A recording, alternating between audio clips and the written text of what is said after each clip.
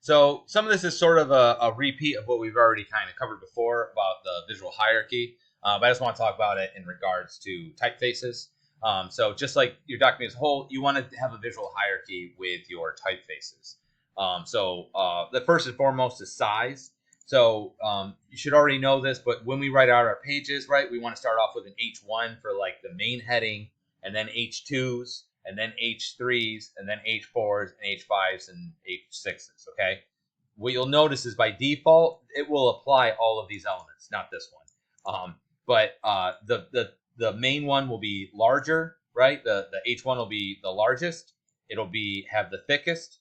It doesn't really have spacing or color necessarily applied. But it will have these two primary things. So you just want to make sure you apply those same principles to your typefaces as you would the rest of your composition, right?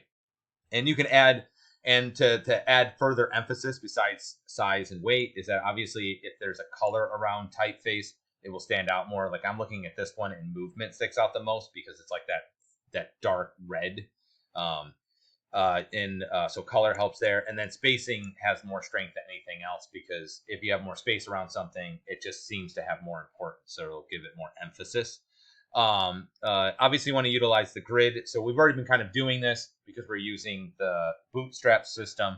But when we have our type, right, it exists inside of a column, and then between each column is a gutter, and then you have rows of columns and gutters, right?